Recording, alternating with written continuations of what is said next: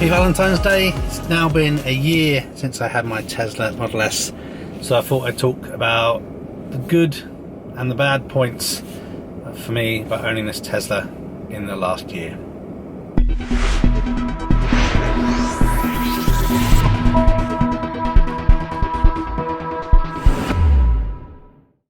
Okay, so it's been a year now, so I've stopped off at a supercharger on a trip I'm on at the moment.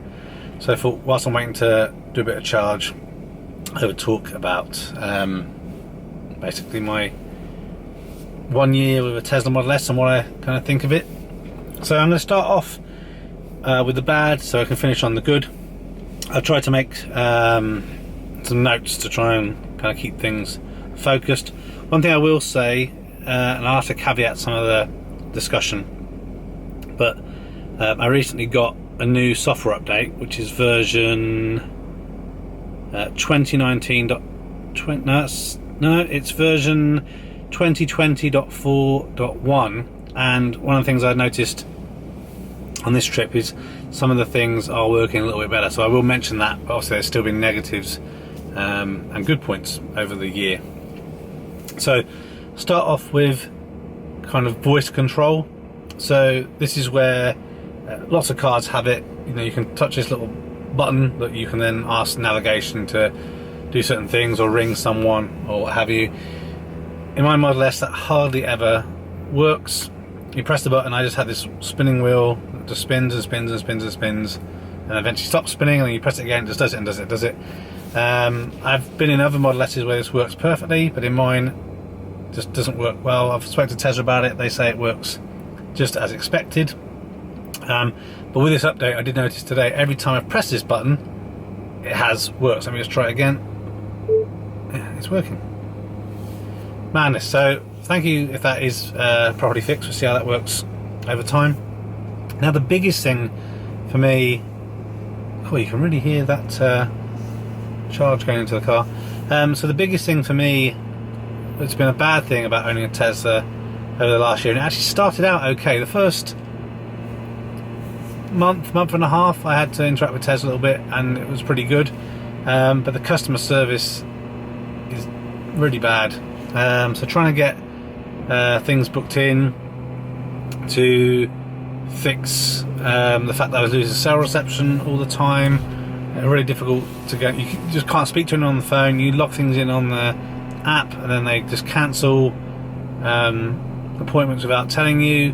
They speak to you via text messages and ask you to respond to things, and then they just stop responding and then send you a message saying that they're closing the case. And the other thing that a few people obviously put on the channel, thanks very much for doing this, obviously bought a Tesla and used my referral code, so you would have got some referral miles. It's been over 6 months now since the last Tesla was delivered. That is really noisy from the car. I still haven't had those referral miles, and you try and speak to someone at Tesla, they say you can't speak to anyone, you have to only email the referral people, and I've sent them about 7 emails and not one single response, and that's just not great customer service. You want to be able to speak to someone to talk about your concerns and validate things and get them resolved, not just send emails and text messages into black holes where no one ever responds. The vibration from the charging is really loud. I think I've never had the car charged this quickly before. 124 kilowatts it's doing. I was pretty low when I got here, so if that vibration noise isn't too loud on the camera. The other thing that, again, isn't a fault of the car, it's just characteristic. In the UK, it is a really wide car, and the turning circle is terrible. So when you're trying to park and manoeuvre, sometimes that can be a little bit difficult. You get used to it, but even like pulling onto my drive when I'm reversing, it takes me a couple of goes to be able to get in. So just keep that in mind. You know, if you're looking at a Model S, it is a big, wide car. The other thing that is a bit kind of unnerving about the car, isn't a good point, is you get random error messages when you're driving. So I guess I'd like to think of myself as technology savvy, so I don't kind of get super worried about things and kind of test how well things are or not working. But you'll be riding along it and it will suddenly say, oh, emergency braking disabled, or camera's not working, blocked, even though nothing's happened. And then you stop, turn off, and check again. When you come to go away again, it's resolved. So it's really weird that it does that kind of thing, but I can imagine that's going to be really disconcerting to people. Another thing that's annoying is when you get in the vehicle to go somewhere, sometimes it displays a message that basically says, please wait whilst the car boots and starts, and you can be sat there for a while, sometimes many minutes, and you can't go anywhere because it's waiting for the car to boot up or something. Again, random why this happens, but it is a thing. So just feel a bit silly sometimes, just sat on the drive or in a car park waiting to pull away whilst your car decides to do its thing. As I mentioned, one of the things I had the most issues with is cell reception. So like the voice control and Spotify and all these other things, lots of the things in the car require that constant cell connectivity, or obviously when you're at home, Wi-Fi connectivity, and my car will just randomly disable that. It will just stop working.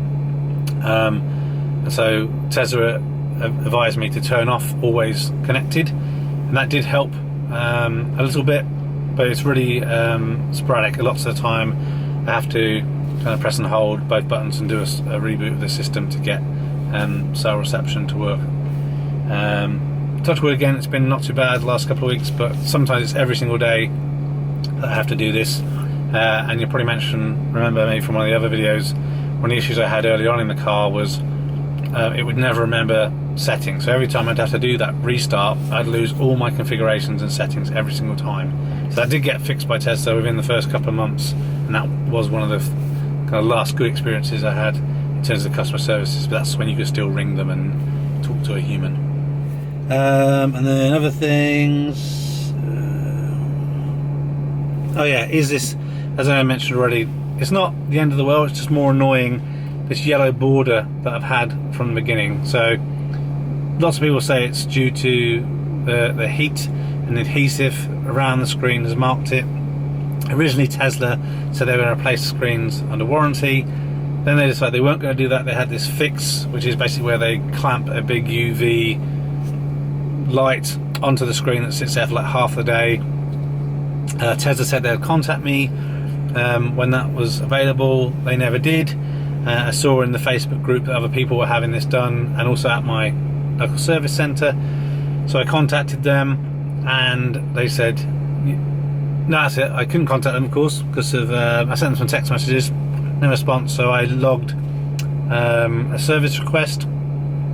They booked it in for the yellow screen, and then on the night before the car was supposed to go in, they sent me a message saying, by text again, that the machine that they used to do the repair is broken. So then they cancelled my appointment. I sent them a text message back saying, okay, will you contact me when the device is working again? No response. Again, that was over a month ago, so I don't know. Still, this has now been a year that I've been on this supposed waiting list to get the yellow border done, and no response. So for me, that's the customer service. None of these things are the end of the world, but what really worries me is when something important happens that isn't just a yellow screen border. What's that customer service going to be like for the car? So and I think the other thing that is a good and a bad thing, so one good and bad thing about the Tesla is you constantly getting these software updates that in general improve things, but sometimes it's one step forward, two steps back, etc. So over the year there's been so many changes that have improved Autopilot and made it worse. This is when the car is able to drive somewhat on its own. So when I first had the car, it actually worked really well. There wasn't much phantom braking, and the car would stay rock solid in the lane. Over time, I can only describe it, it's like a learner driver driving sometimes, where the car does move around in the lane trying to find its center point, and then also braking. So it's dangerous that you'd be rolling on the motorway and for no reason suddenly I slam the brakes on and someone could go in the back of you. Now this last update that I drove this morning, I didn't have any phantom braking, and actually braking and accelerating in traffic was really nice and smooth. Still a bit of lane wander though, but hopefully that's an improvement to kind of how Autopilot is working. There have been lots of negative comments online about battery gate and all these other things. Touch wood, so far I haven't had really hardly any issues. I don't supercharge much at all because most of my charging I do at home. I haven't really seen any change in battery degradation or speed and ability to charge. So personally, I'm happy with how that's gone over the last year. Okay, so let's talk about the good things. So I never had this when I bought my car, but some people, when they bought their Tesla, could take out a service plan. So this is extra money that you pay that would give you a service plan for 3 years. And shortly after I got my Model S, Tesla basically said no longer a requirement to service your Tesla.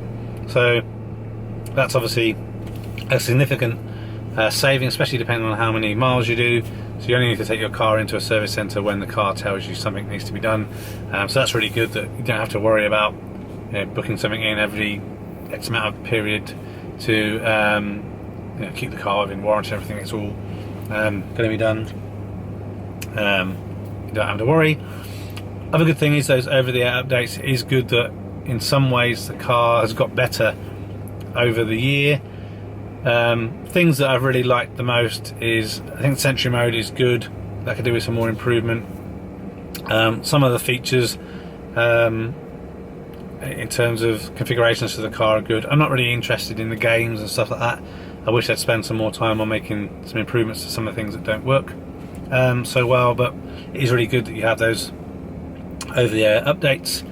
I think the best thing about having a Tesla is pretty much the ability to charge anywhere. So last year we went to Cornwall and it was effortless. I didn't have to worry about the range. Just drove down, was up to one supercharger. Then when we got there, I didn't charge for a couple of days.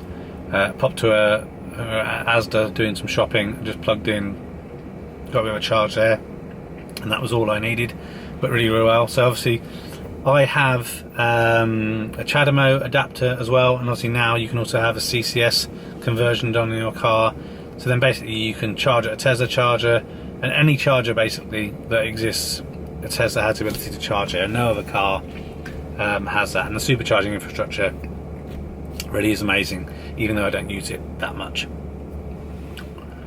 Okay, so a link to that is the good range. I've never gone from full to empty, but the car indicates that in ideal conditions I get about 230 miles, so let's just call it 200, and that's more than enough for me. And like I said, even when you have to do that longer trip, like when I went to Cornwall, when you stop at a supercharger, and especially if you've got family, you go in, use the facilities, perhaps grab a sandwich, and when you come out and you're ready to go, the car is ready before you are. So definitely really good. No range anxiety ever in the year that I've had this car, and obviously considerably less money to run compared to petrol. I think I don't, again, keep track too much of charging costs and range and everything, but when I had done quite a lot of a trip in a period of time, I think I did about 820 miles I think it was, and I worked out it cost me about £13 in charging, which is fantastic compared to what it would have cost to fill up my last petrol cars. Okay, the battery was overheated, so just ran and got a quick water. So let's just finish off those good points. So like I said earlier,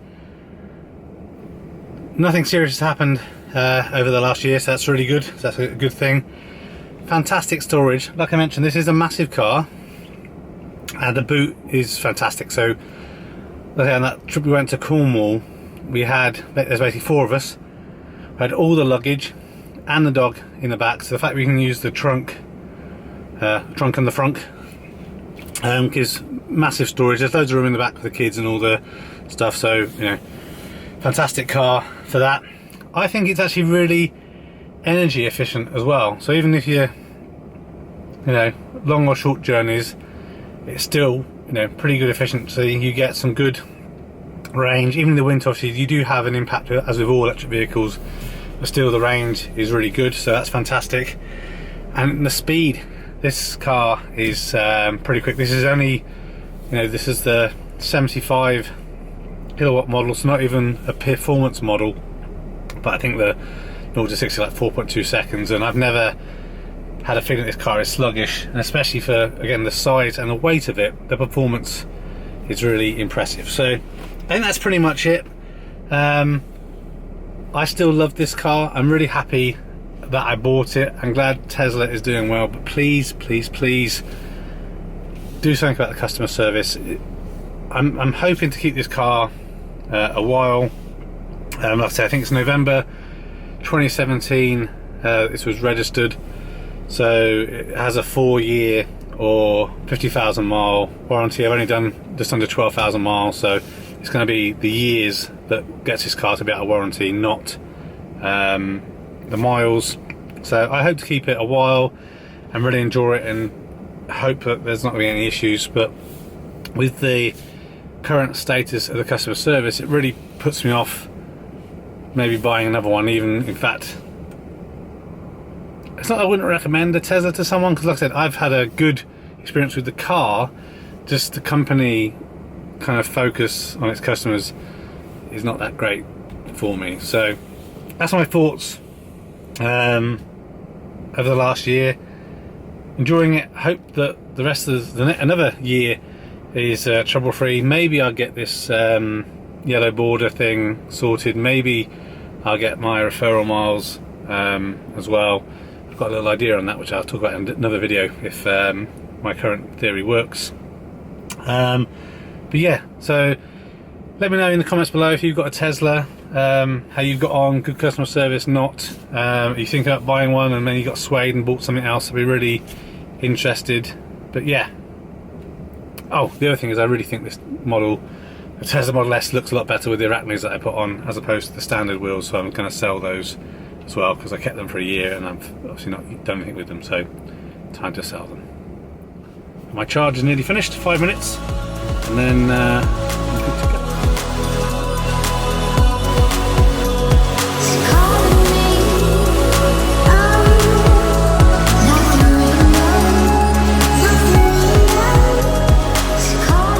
Thanks for watching this video. Thumbs up would be really appreciated.